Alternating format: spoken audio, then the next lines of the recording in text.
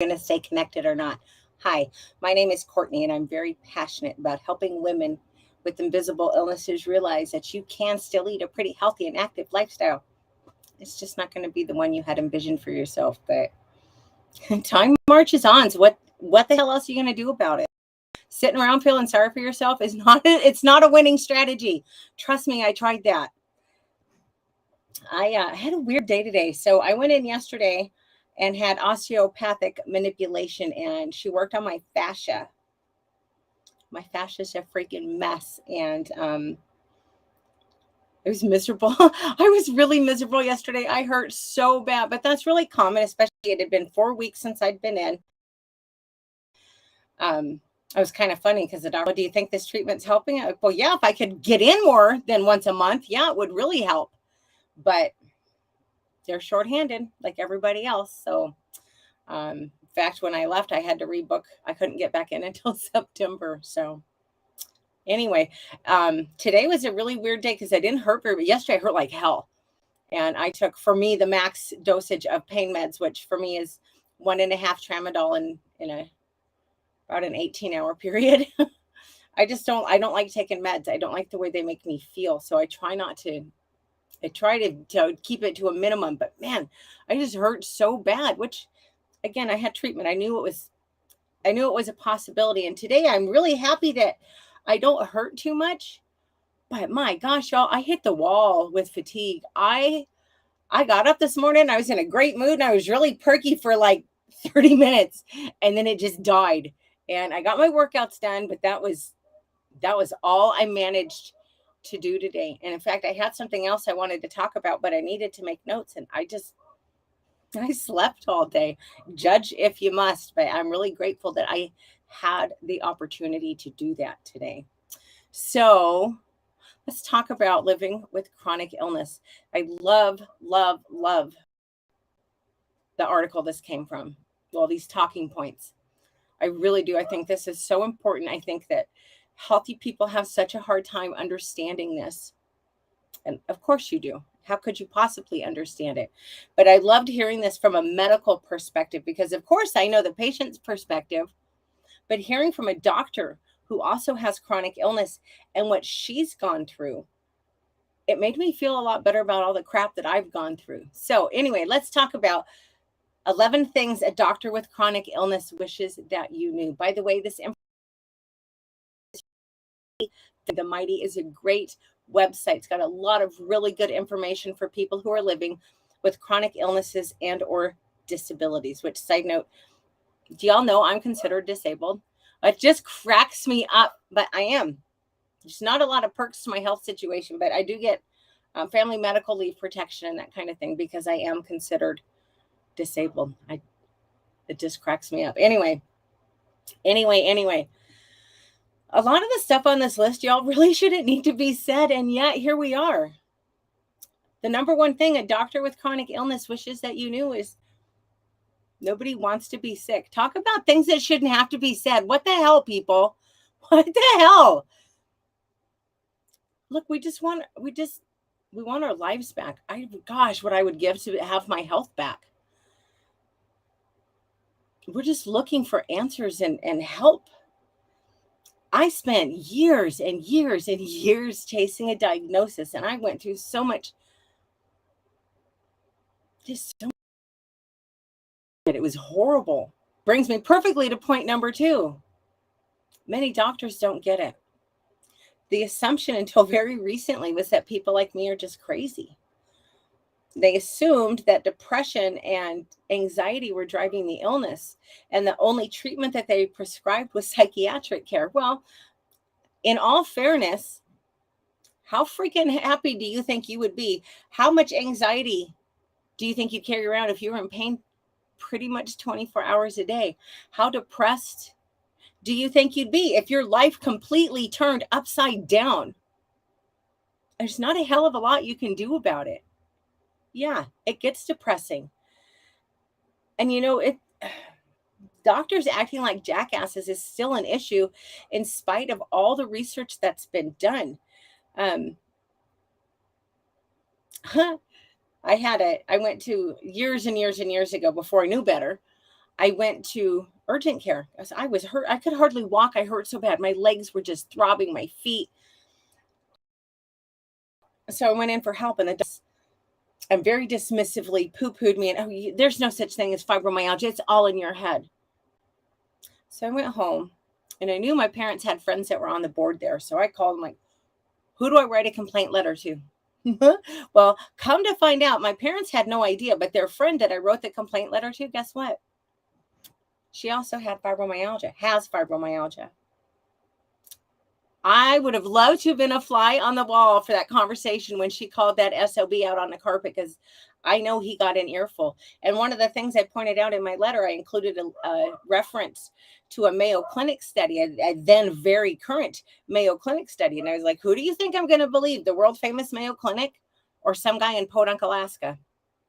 Anyway, some doctors are just jerks. If you're in a small town like I am, the odds of you finding someone who really knows anything about your situation, it's probably not likely.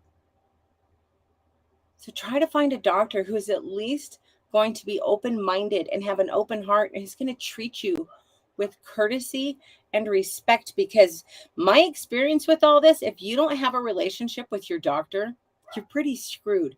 So I would rather have a doctor who doesn't know a lot but is willing to listen than one who, well, thinks that they know everything, because they don't. Number 3, and again, I'm sorry, people, but shit that shouldn't have to be said. Come on. Being unable to work, it's not a freaking vacation. I don't know a single soul who has chronic health issues who's sitting home having a flippin' party every day. I'm really fortunate that I'm able to work. And I'll be honest, a lot of the reason why I'm able to work full time and to be successful at my place of employment is willpower. It's just flat out, I'm stubborn as a damn goat and I don't want to give up. So I push through, but it's not the smartest thing for me to do a lot of times. I do it anyway. But when you're too sick to get out of bed, there's nothing fun. Why the hell do you need to be told that? There's nothing fun about that. There's never going to be anything fun about that. It just is what it is. Our lives become just, it's nothing but pain and more appointments and more pain and more appointments. It's dehumanizing. And then to have people say crap like that, dude, really pull your head out. Y'all need to think. I mean, yes, I do too. I'm including myself in that. We all need to do better, but think before you open your damn mouth. I'm kind of bitchy tonight. Sorry. Number 4. This is so true. The impact of chronic pain, the emotional aspect of this is so severely underrated. Pain can actually change the biochemistry of the mood control center in your brain. That's pretty freaking remarkable. That's something hard to work around. And you know what? We do get depression, anxiety. You know what it's from? It's from things like years and years chasing a diagnosis. It's the inability to work. Everybody wants to feel productive. Everybody needs to have a purpose. And when you're sitting here and you can't work because you feel like crap, and all you're doing is sitting here in your pain, and you're in a lot of pain, and all you're doing is you're sitting here torturing yourself. Why isn't my life better? Well, because shit happens. That's why. It changes our family dynamics. If you don't think that a chronic illness changes, you don't have a family. Because all of a sudden one party is not able to do all the things that they used to be able to do. And it causes problems. Dealing with chronic illness, dealing with chronic pain is incredibly I shouldn't even laugh about it, but you got to laugh. It's socially isolating. For a long time, I wouldn't make plans with hardly anybody. Now I've blessed. I have some amazing women in who are very standing. I have 2 in particular, 2 ladies from work. And if you'll either get, they lift my 5 tremendous, but they came to me this winter and they were like, yourself anymore. So the rule is once a month we have to go do something to cancel. But if I don't feel good, we go up to the house. She her dog and we can go hang out there. We haven't done that yet. But that's my alternative to say no. But you know, because if it wasn't for them, I am so freaking socially. I will freely admit I don't go do much because it's catered to make plans. I don't know how I'm going to feel the day of. I don't necessarily want to feel wretched. It causes a lot of emotional drama that goes along with having all these health issues. Financial stress. This shit is expensive. This stuff isn't cheap. All these freaking doctor's appointments. Thank goodness I have good medical benefits. But even with that, it's not cheap. There's a lot of things that my won't pick up. I've got to pay for it. None of it's cheap.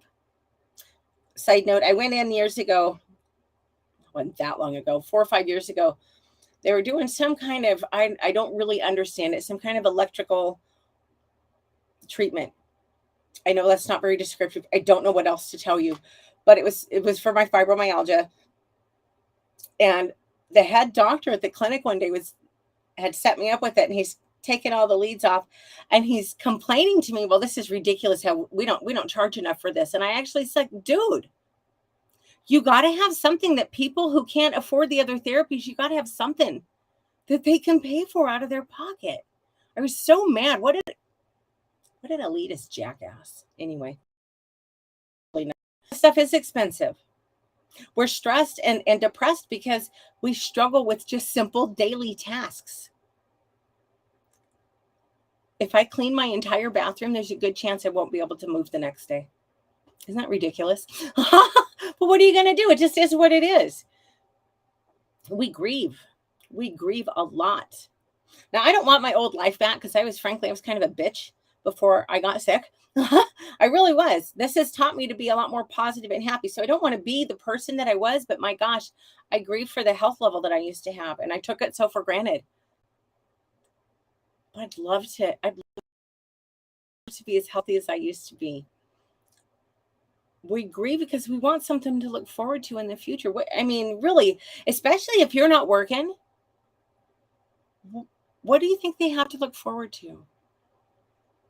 I'm sure there's people out there who are positive, who are dealing with this, and they'd say, Courtney, it's so obvious. I've got this, that, and the other. But to me, I cannot imagine what that must be like, how difficult that has to be. 5, thing that a doctor with chronic illness wishes that you knew is the symptoms are very complex. Now, obviously, the symptoms are going to vary from illness to illness, but there's a lot of commonalities, including extreme fatigue, pain, brain fog, nausea. Oh my God, the nausea. Oh my God, the nausea. Dizziness. The pain is intense. It can affect our joints, our muscles, our nerves, back, neck. Headaches. I get the most ridiculous, raging, damned headaches. These symptoms, fortunately, they wax and wane. Not every day is completely brutal, thank goodness. But the inconsistencies, they make it really hard. And the ubiquitous they say that a good day for someone like me would put someone like you in bed. And I'm not dogging on you. We just have to learn how to deal with this. We can't stay in bed every time we don't feel very good. It's got to be, sorry about hair on my, so why I don't wear my hair down very often when I do a video. But I forgot what I was saying. Oh, and and as for a day putting you in bed, if I take a day and stay in bed all day, I'm so freaking sore the next day. Isn't that a bunch of crap? But that's just part of it. Number 6, chronic illness fatigue. Good grief. Chronic illness.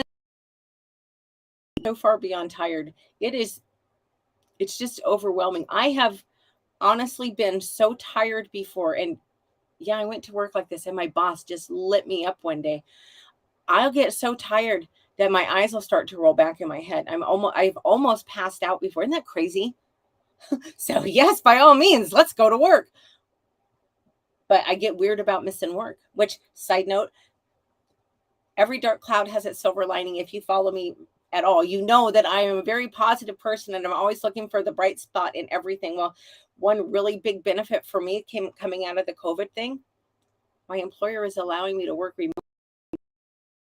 Gotta tell you guys, days when I'm so tired that my eyes are rolling back into my head, there's no way I'd get in the car again, ever again, to drive to work like that.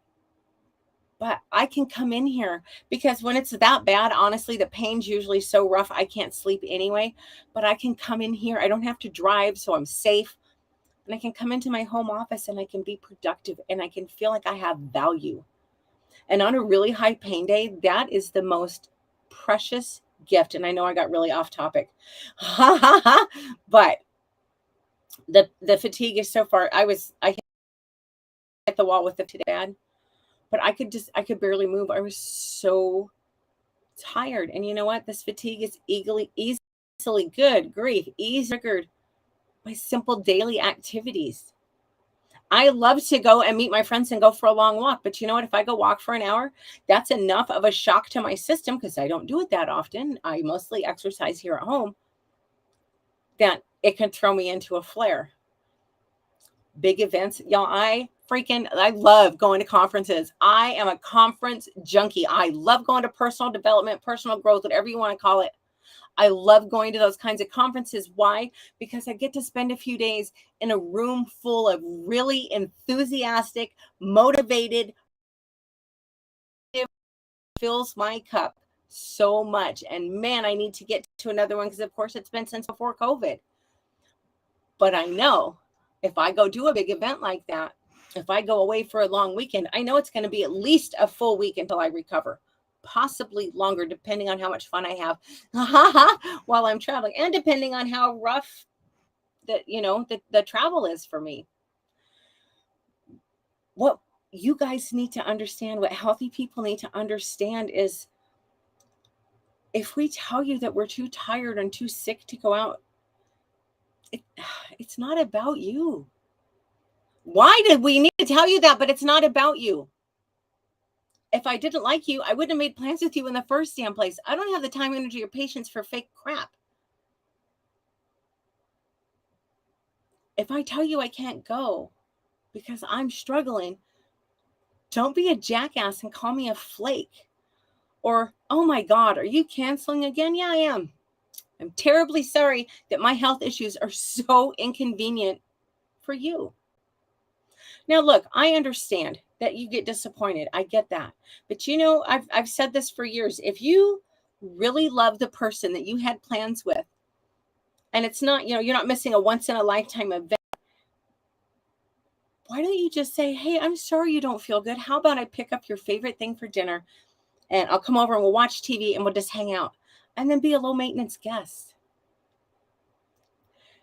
Something like that. It's such a small thing, but that would make a tremendous difference to your friends that have chronic illnesses.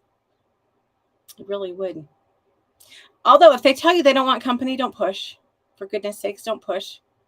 But I know I would love that. And most of the people that I've talked to about it think, yeah, that's a damn good idea. That'd be awesome. Number 7 thing that a doctor with chronic illness wishes that people knew is brain fog is freaking maddening. Now, this is the hardest symptom to describe. It's a legitimate cognitive dysfunction, and it leaves you struggling for words. It impacts our concentration and our recall. The only way I can think of to describe it is it feels like my head is packed completely tight with cotton and that all my thoughts are just trying to fight their way out. And it doesn't work very well all the time. But I literally have gotten so tired that I've almost passed out countless times, truthfully. What do you do when you're hurt like hell and you can't sleep and you've got, that's what happens. Number 8, people with chronic illness, again, things that shouldn't need to be said. People with chronic illnesses run a greater risk of serious infections. Our immune systems are busy fighting our own bodies. So what's a minor cold for you could be a really major illness for us. Now, I found this article pre-COVID, but she emphasized if you're sick, stay home. And I definitely now with COVID, for goodness sakes, if you're sick, stay home. You seriously could kill somebody with a compromised immune system. Now, that being said, My health and my safety are my responsibility. I don't put that on you, but I do expect you not to be a dumbass. And if you're sick, don't go to work. I used to, and again, I'm lucky enough to be working remote, which has been fantastic. But I used to have a guy, I worked with this guy, and he had plenty of leave. And again, I understand, side note, I understand if you can't afford to do it, that's a very different ball game. But most of the people I work with can't afford to. And this one guy in particular, we get this weird thing in America about, well, I never miss a day. Well, that's great, except if you're coming in here sick, you're going to make other people miss a day, and that's selfish of you. But this guy would always come in sick, and I always had knickknacks. I like my knickknacks, so I always had knickknacks on my desk, and people would always fiddle with my knickknacks when they'd stand there and talk to me. Well, he's standing there fiddling with my knickknacks, and he starts sneezing and coughing, and I'm like, "Are you sick?" He goes, "Oh yeah, I feel like hell," and I was just like, "What the hell? What are you doing? Get out." I did. I threw him right out of my office. I was very rude about it. I just booted him the hell out. And then I got out my Clorox wipes and wiped down everything on my desk because I didn't have any choice. Don't do that. Or if you have to go to work, stay away from the person with the chronic illness. Shit shouldn't need to be said. It really shouldn't. But here we are. Yes, I'm really cranky today. Number 9, foods can trigger symptoms. Yeah. The common culprits: gluten, dairy, sugar, soy, yeast, processed foods.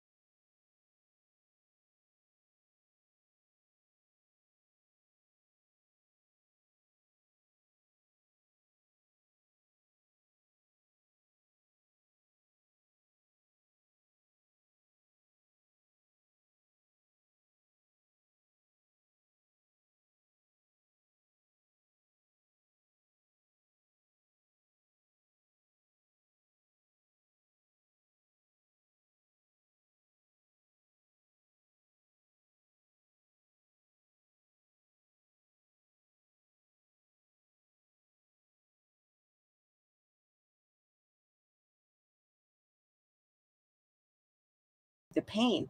Well, the medical, the pendulum has swung too far the other direction. I very much agree that people are writing prescriptions way too freely.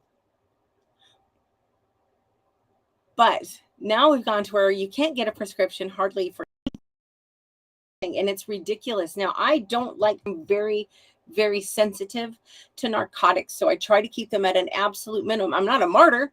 I'm not going to sit here and suffer for no reason, but I do try to keep them at a minimum. However, I know of quite a few people who were taking a significant amount of pain medication, and then the opioid thing started and they were cut off from their meds. What do you think those people are doing?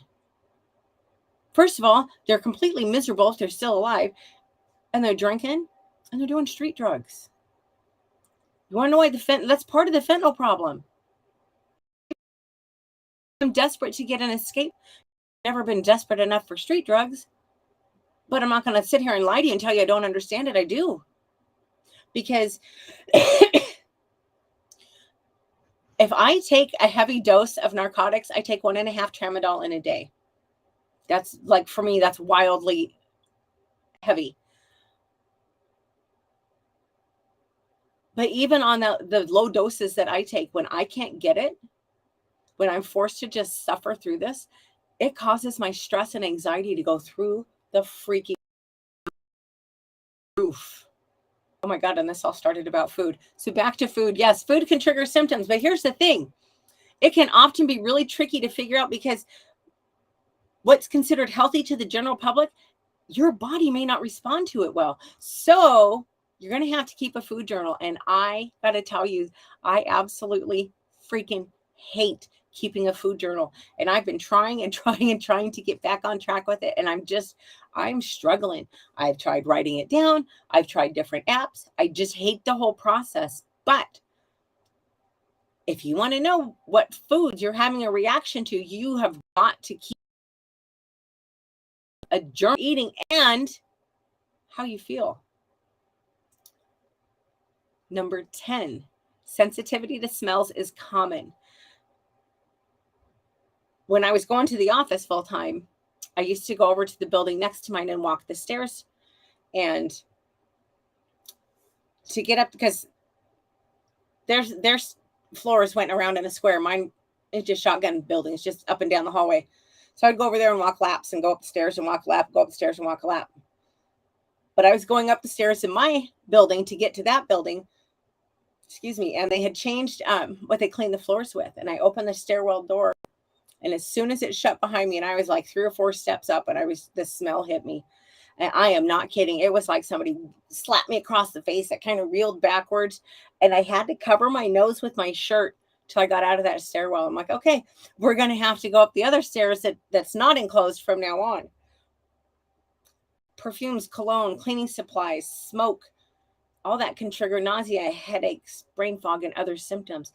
Many years ago, I had to switch to all natural cleaning products. And I'll be really honest, it wasn't out of any sense of altruism. It was because they make me so miserable. I can't stand the smell of them. And finally, by the way, the original article had 12 things that a doctor with chronic illness wishes that you knew, but I did not agree with one of them. So even when anything that I'm going to talk to you guys about, it's got to be something I completely buy into, or we're not going to discuss it, because I'm not going to bring you something that I don't agree with. But management takes a ton of effort. We tend to lead very regimented lives. We have to take a lot of rest.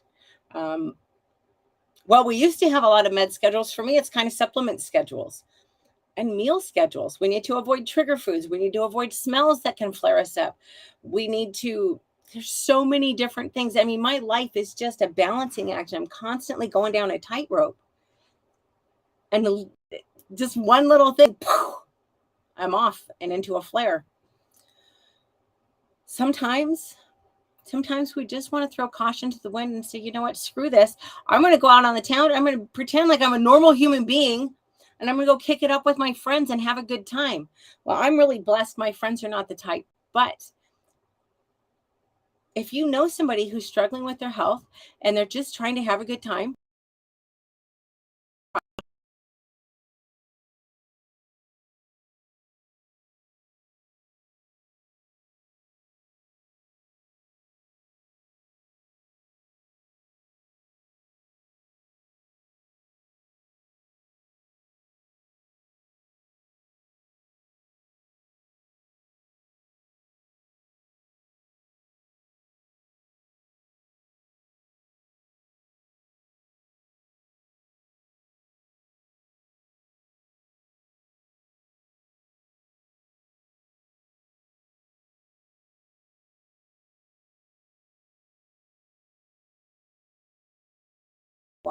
I'm really passionate about this because a lot of this stuff shouldn't need to be said, but it does. Y'all just try to have a little compassion. I realize everybody's short-tempered these days. I realize we've all got our own busy lives. I realize you don't have the time to educate yourself completely about what somebody's going through. I get that. But there's no need to be a jerk about it all. Have a little empathy. It won't hurt you. Anyway, that's all I have. Oh, today is Friday. Hey, have a great weekend, and I will be back Monday at 5 o'clock Alaska time. Thanks. Good night.